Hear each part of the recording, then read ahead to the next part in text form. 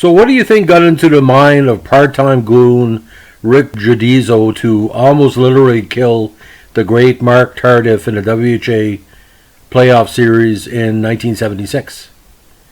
Well, there's not too much videotape of the incident, but there's been a lot of discussion ever since then. The Quebec Provincial Police got involved. The provincial criminal element in Quebec got involved. The mafia wanted Jodzio knocked off. The Quebec government got involved, and basically it was one of the worst incidents in WHA in major pro history. Let's just set this up, ladies and gentlemen. Rick Jodzio was playing with the Calgary Cowboys, which had shifted from Vancouver to Calgary in the 1975 off-season. Now, they had made the playoffs with a very determined team. Now, Jodzio that season didn't really rack up that many penalty minutes to basically show anything but a normal part-time goon. When I say part-time goon, be aggressive when he needed to be. Regular season, he only had 17 points into 10 goals in 47 games with 137 minutes and penalties. Now, to set up the incidents, some people say that he was slashed, some say he Kwasnik Tardif. Now, in the Nordic Calgary series, there was a lot of bad blood starting already. Now, Jodzio's hit caused Tardif permanent brain damage and allegedly kept on hitting Tardif while he was down. Now, they had caused both teams to leave their benches. This was, again, April 11th of 76. The brawl lasted 20 minutes and ended only when Quebec police gathered at the players' benches and escorted the teams back to their dressing room. The game resumed following a 20-minute break to allow both teams to cool down, then resumed without 11 players who were ejected from the game. This was not like the 1984 brawl between Montreal and Quebec. There was straight fighting. This started because Jodzio decided to make an example of Tardif, because Tardif was the top goal scorer on the team at the time. Maybe he felt being aggressive would allow Quebec to win. But this is what happened, ladies and gentlemen. The incident caught the attention of Quebec's Solicitor General Fernando Lalonde, who had the incident investigated as a criminal matter.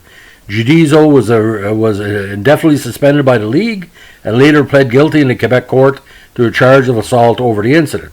Now, Cowboys coach Joe Crozier was eventually suspended for the rest of the season for allegedly asking Jodzio to put the hit on Tardif. Now, after pleading guilty, Jodzio was fined $3,000 and had a criminal record.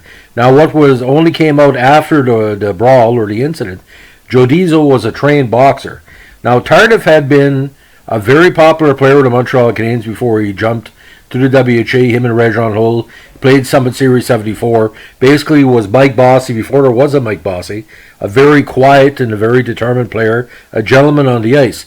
For Jodzio to knock this guy out and then pummel him on the ice, like I'm just saying, goon hockey was kind of getting out of favor, because in 1976 the Montreal Canadiens went all the way to the Stanley Cup, and that type of hockey was quickly being frowned upon. This was an era, when the Russians quit in the Flyers game and went off the ice because Ed Van Impe hit one of the Russian players.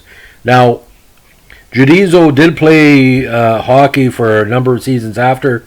He played with another season with Calgary, then came to the NHL for Colorado and Cleveland in 78, and also played with the very popular New Brunswick Hawks of the AHL for a season.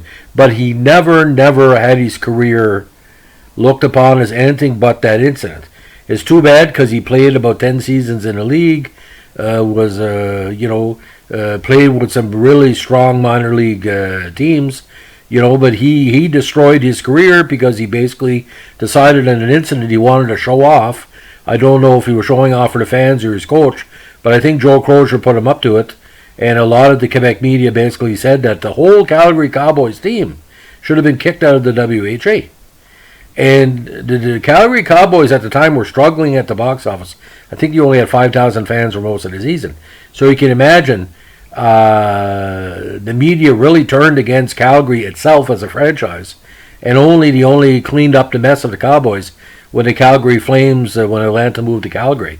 But I remember as a kid when that incident happened, Marc Tardif, of all people.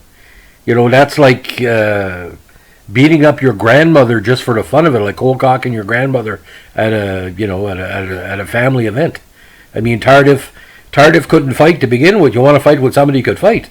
See, Quebec didn't have enough goons to protect Tardif, but they shouldn't have anyway because it was supposed to be the WHA, a wide open league.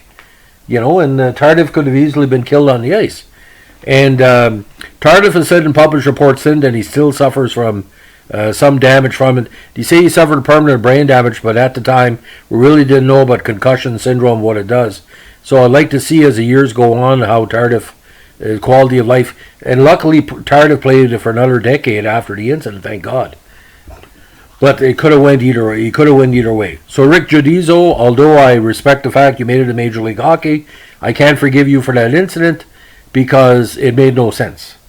Marc Tardif may have forgive you, but as a media member who wants to cover sports as a fair battle between two teams or two individuals, an honest battle of excellence, you basically disgrace your uniform, disgrace your team, and disgrace the whole WHA, and you should have served permanent jail time for it.